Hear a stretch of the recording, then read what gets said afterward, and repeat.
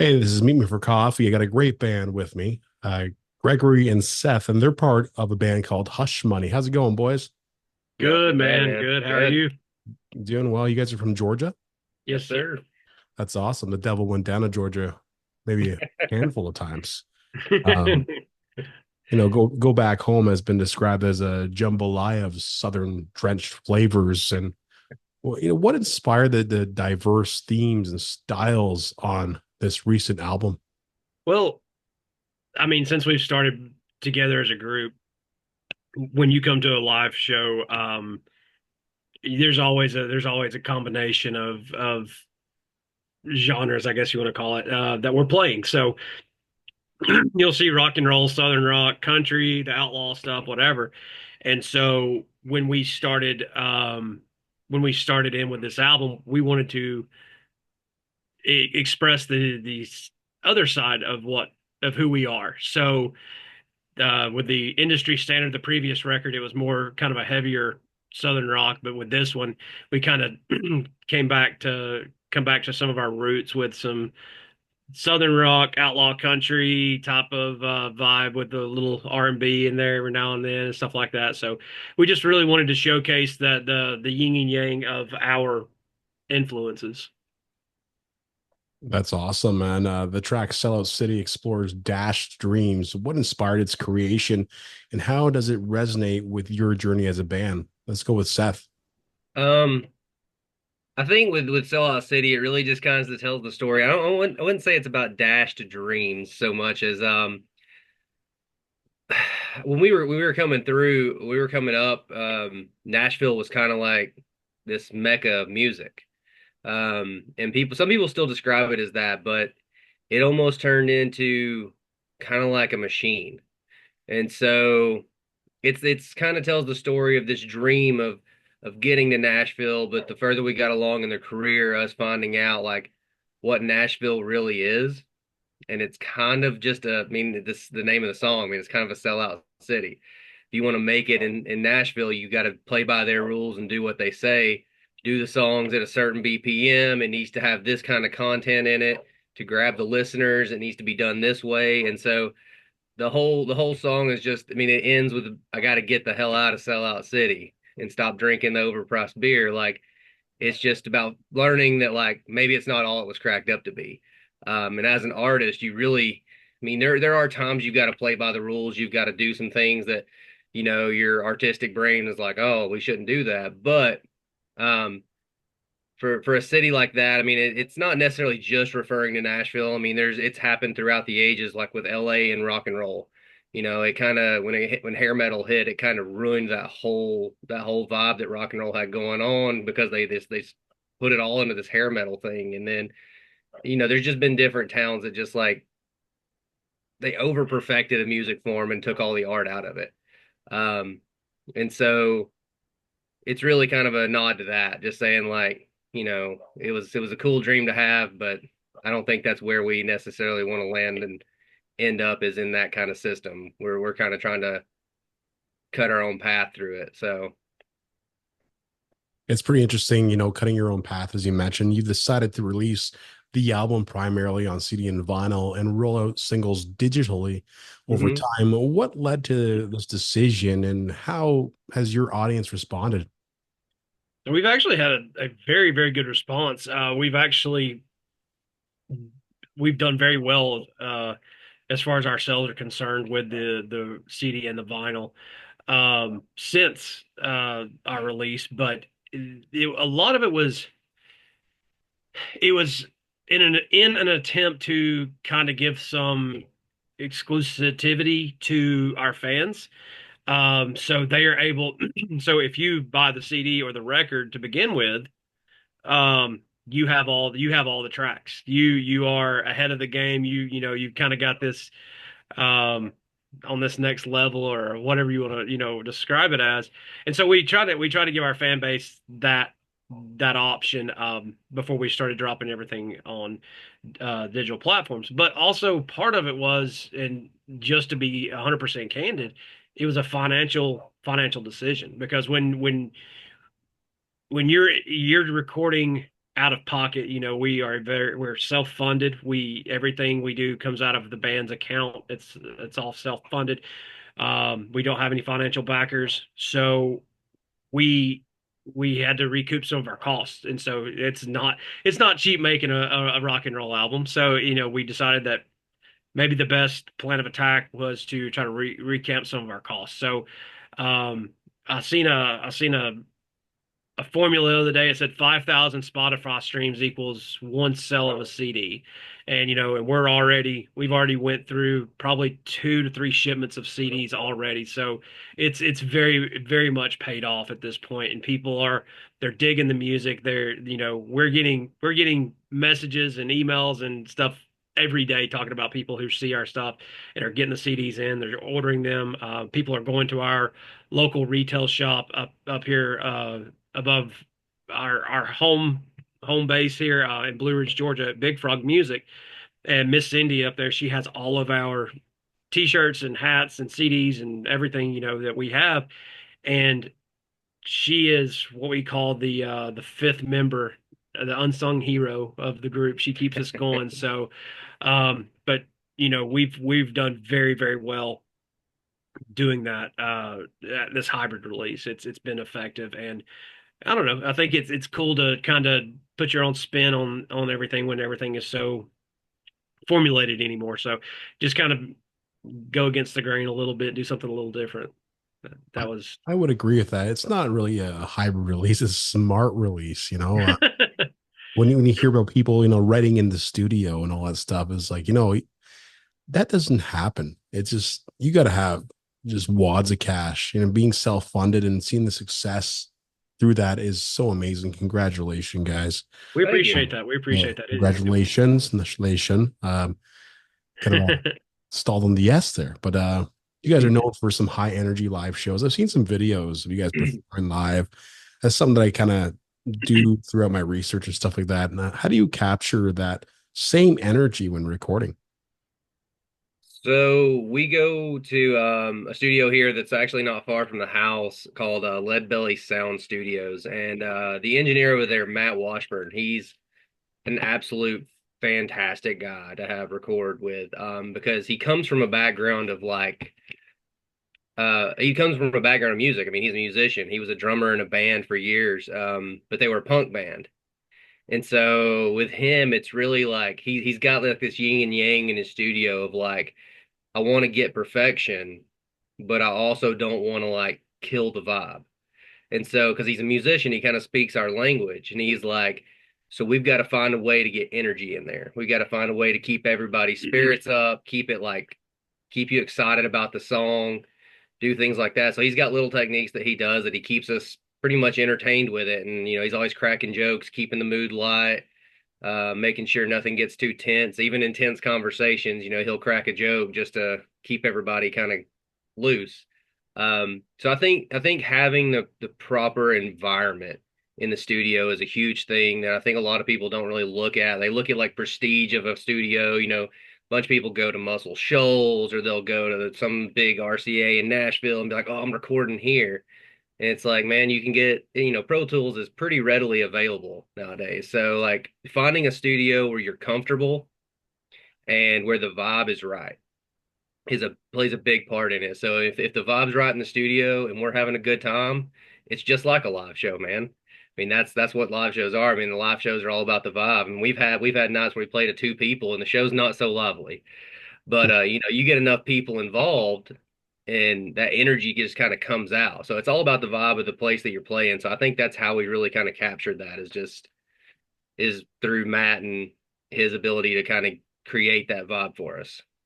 No, that's good. You know what? It's good to have a good time in the studio and stuff like that. Otherwise, you're probably like, shit, I'm paying for this. A lot of people feel like you're, as someone who's done it before, been in the studio. It's like, I'm paying this much an hour or this much a day.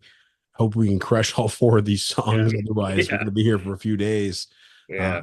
Well, I Again, think I think a big part of that is where when we're rehearsing to get it ready to go to the studio, we do everything live to a click, our metronome, what have you, while we're rehearsing in the studio. So that translates when we get into the studio with Matt, we record everything live as a full group.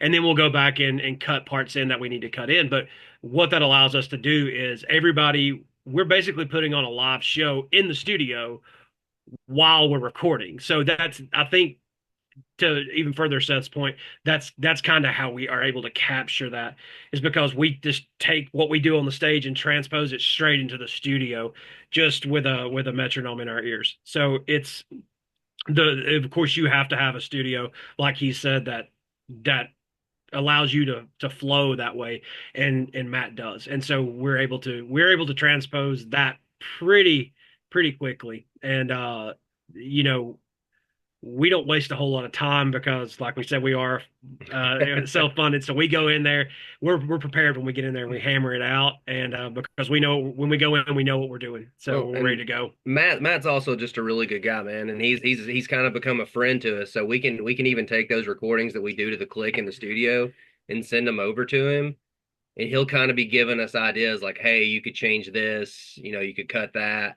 Let's bring that down a little bit. This is unnecessary, whatever the notes are. And we kind of have like the structure of the song. That way we're not rewriting in the studio. So it really saves time Yeah, that way too. we have rewrote in the studio, but it's not a very common practice by any Yeah. means. Yeah. Or the producer changes your bass line and you start getting all frazzled about it. Well, so the Yeah. cool thing is we produce all of our own stuff. So Yeah. we don't hire a producer, and that's, you know, I didn't realize how odd that was until when people started asking who produced the record and stuff, and we're talking about that we produce the record, and Matt kind of co-produces just here and there, but for the most part, it's just us. Yeah. So and again, we didn't realize how rare or unorthodox that was, considering the circumstances anymore. Yeah. Yeah, that's pretty cool. I mean, just thinking about, being in the studio and getting tracks down. We'll shift the pan focus to, being an independent band. I was speaking with a record executive last week, and he was saying independent bands, they got to decide what they want to do. Do they want to be an artist that invests their time and money into marketing, because it's very important, into producing more music, which is that's also very important. So how do you scale your focus? Like, where does Hush Money want to go into the future? How do you guys take your priorities and shift them around and show what's like, show yourselves what's best, or make that decision? So we it's a balancing act. I'll say that. So we first get the music down. We decide we're going to record the album, what have you. We sit down, we start writing, producing, what have you, get it recorded, and then from that point forward, all of our funds are divested into marketing. So we're dropping a ton of money into the studio, a ton of money into the marketing, and I mean, just from my personal background, I do have a bachelor's in marketing, so that's kind of my area of expertise. So we are able to create and continue driving a I don't know, a better visual going forward. But on the flip side, we did go out and hire a PR firm with O'Neill PR, and they've really helped us push that to the next level as far as our marketing is concerned.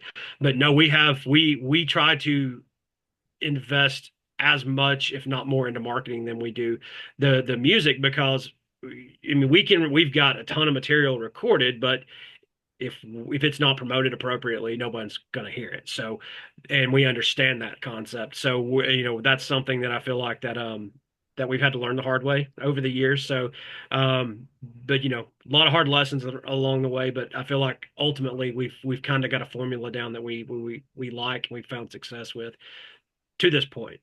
So, but so far so good. But it definitely is a balancing act, and making sure that you don't overspend in places where you shouldn't, so you're able to accomplish your goals down the road. That's very interesting to hear, because it's nice to hear a band that's focused and knows where they're going. Because, being an independent band, some people are just jumbled in their minds. They don't know where to go.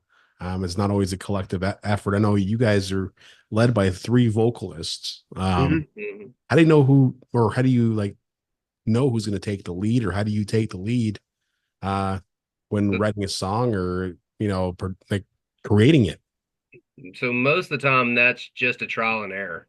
So if someone brings a song to the table, we like to say everything kind of goes through what we call the hush money meat grinder. You'll bring in a song, and then everybody's going to put their take on it, and it's going to come out a certain way.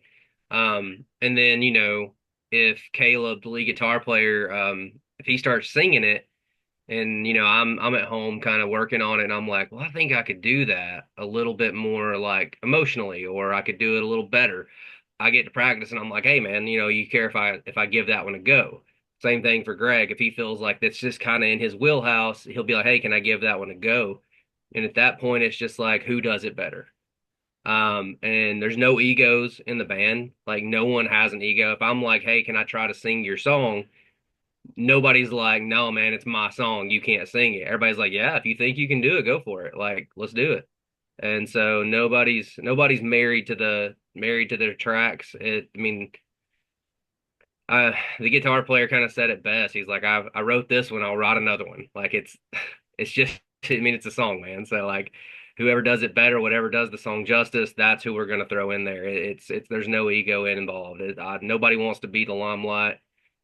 Just that. I mean, that's it. I mean, it's whoever does it better. That's how we to pick it out. It's trial and error. Well, it's also we are trying to create the highest quality product as possible. I Yeah. mean, no matter and so whatever is the best possible outcome is the approach we're going to take. So I mean, it's like you said, no egos. What's the best version of this that we can produce, and that's the route we take in our opinion. So Finally, I think I got to ask this. Have you ever received hush money? There's a my fun law story with that my one. lawyer says not to disclose. No, I'm playing. No, I Uh, mean that's kind of where the name come from. When we were kids playing in the bars and stuff like that. I was of age, and Nathaniel, our bass player, was of age, but Seth was not. And so Seth was young. We were still in high school. We were playing the bars, and I wasn't allowed to be in the bars. yeah, we just kind of told them, we never told them that we weren't of age. We just led them to believe that it is what it is. And so that was when they did discover what our what our ages were. They're like, guys, we can't tell anybody this, but you're doing really well. Like we became a house band for a couple places, and they're like, hey, we want you to continue to play, but we can't tell anybody how old you are. So we're going to give you this money. We're going to continue to pay you. You continue to play. Just be quiet about it. So I mean, it's kind of, you know. So is this kind of how the name come to fruition? So it's not like a gangster from the Bronx or something like that, or up in Georgia, just giving you some money to. No, man, that'd be a much cooler story. Yeah. But it's you know Yeah. this time You wouldn't be mentioning that though. That wouldn't be the actual story. You wouldn't be able to say that because you maybe I've gotten Maybe. hush money before. I mean, look, my grandfather gave me some hush money once just to be quiet about something, So Nice. Yeah, Yeah. yeah, I get it. I mean, I, we've been there. Grandpa give you $1. Don't tell grandma. Yeah, yeah, hush. Yeah. yeah. Don't tell your mom. All right, sounds good. Oh, I've heard that line a bunch. Oh yeah, yeah, yeah. Been there. Or they bribe you with chips or something. I was always a sucker for the Cool Ranch Doritos. You guys have those up there in Georgia? Oh yeah, Yes. man. Yeah. Damn Those, right. Those are my favorite those are the Doritos. Yeah, best ones. man. They have Yeah. the Cool Ranch dill pickle ones up here, and Oh shit. I only had them a few times, but it goes well with beer, very well with beer. Sounds delicious. What's your beer of choice? Right now, I've got Coors Light. That's what I'm Uh, hammering right now. So, but I don't know. I'm drinking a Red Bull, but yeah, if I'm just drinking like casually, it's a Miller Lite or a Michelob Ultra. all right, Um, but my favorite beer is Guinness. yeah, If I'm yeah. gonna have like a beer to sit and enjoy, it's gonna be a Guinness. It's Probably my most favorite beer that I've ever had was when we were in England this past summer, oh yeah. and the pedigree was an ale, and it was hands down the single best alcoholic beverage I've had in my entire life. If I could have afforded to ship cases of the stuff back, I would have. Well, it was a cask ale, so it's like the old school system. I don't know if you've ever been to the UK, man, but like they have these pull tabs that like they pump it in from the bottom of the glass. Like there's this long like spout that sticks down into the bottom of the glass, and they pump it in like from a cask, like a wooden cask. And so like it's kind of warm, it's a little flat, and that sounds really bad for beer, but man, did it taste amazing. So like I highly suggest anybody give it a shot. Don't be afraid of the fact that it's warm. Like Yeah, it's amazing. that's some good stuff. It's funny because like you're a picky eater when you're growing up, or some people are. I wasn't, but there's picky eaters, and then they go for any type of beer. So they're not picky for beer, and they're picky for food. I Yeah, mean, beer is like the nectar of the gods. So It is, man. fair. Yeah. There's just nothing that can't be solved over a beer. yeah, maybe if you gave me a Bud Light, I wouldn't like compromise with you, but uh, I'm I'm not a not a big Bud Light guy myself. Yeah, not. I'm a Miller Coors guy for the most part. Yeah. My High Life, High Life. If we can at any point get sponsored by High Life, that would be the goal. It's like it's the only beer in the band that everyone agrees on. And the guitar player likes to say it's the most beer tasting beer that's ever existed because it doesn't taste like anything. It just tastes like beer. So it's like it's I great. like Yingling. You guys had that one Yeah, too? Yingling. Yeah, That's Is it that was Yingling? Yeah, kind of a weird name, but yeah. that unreal. was my go-to for a long time until They got bought out. they got bought out and they changed the recipe a little bit, and I was Yeah, I mean, like that always happens, right? When yeah, the yeah. You start getting some everyone, success, yeah, Well, yeah, they were the oldest brewery in America, I believe, at one point, yeah. and like they were all like kind of locally owned. You could only really get it in the Northeast. And then they started branching out. When they started branching out, then they got bought out. I think it was Anheuser-Busch. I don't want to say that for sure, but and then it just kind of went downhill from there, man. It wasn't ever the same. Yeah. is that why they call Budweiser the king of beers? Because that company owns everything. Man, Probably. it's crazy. When that whole Bud Light debacle happened, everybody be like, "Well, I'm gonna go drink this." It's like, well, they own that too, you know. Like I'm gonna go drink a Corona. It's like Anheuser-Busch. They own that. They It's probably like, own that. You want to have yeah, that buy that food, they probably own that too. they own that Everything's too. kind of Yeah. That's very true. So intermingled, right? So Yeah. it's hard to get away from it. yeah, I mean, I'm a kind of guy. I just like kind of I this one friend I used to hang out with. He said this to me last summer. He's like, every time I see you, and I see him like I saw him like every other week at a party across the street. We'd have like get-togethers and whatever, adult stuff, right? Like you never have the same beer. Like I get sick of it. I just want to change it. Like have you heard of is it Red Stripe from Jamaica? Yeah, man. No, I have like Heineken now. There's some other Canadian beers like Crystal and Molson Canadian, whatever. I just kind of cycle through a bunch of beers, and then end up buying stuff like on a regular basis. But I love a Guinness. I love like a Mhm. Smithix and whatever that. Oh yeah. Oh, Schmittix, man. That's yeah. Nothing black and tan. Those things make me kind of sick, man. I have six or seven of those. Makes you so, Yeah. it's a different world. And the show's called Meet Me for Coffee. I want to ask you how you take your coffee. Black. I'm a cream and sugar guy. All right. Yeah. So what's going to happen now, boys, is that we're going to sign off the show. And I want to tell you guys, thank you so much. Congratulations and everything. Being an independent band is so hard. And I'm happy to tell you that you have one of the best publicists out there because Thank you. Yeah, super cool guy, man. That's just the One man. Yeah. one day I'll have a pint with that dude. Maybe I'm not really into like the warm, lukewarm beers, but maybe give it put a it on shot, ice for man. me. You won't be disappointed. Thank you guys. Thanks, George. I appreciate you having us, Yeah, man. man. Thank you.